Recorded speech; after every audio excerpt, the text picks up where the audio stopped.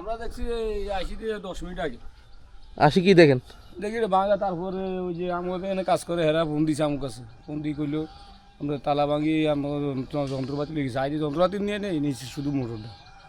যন্ত্রপাতি কি কি আছিল এখানে আমাকে হাতে যন্ত্র আছে, আর এমনি ওয়ালিং মেশিনও আছে এখানে, ওয়ালিং মেশিন এখানে দেখছি তো। হ্যাঁ, এটা নেই না, না কিছু নেই, রড সব আছে, শুধু মোটর লেগেছে। শুধু মোটরটা নিচ্ছে। এটা কি ঠিক করছি? এটা একটা মোটর 7,000-8,000 টাকা সব কিছু মিলে।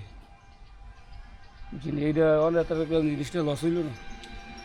তখন আমরা এই মুহূর্তে মনে করেন কোনো যাবো মোটর লাগবে তো এখন।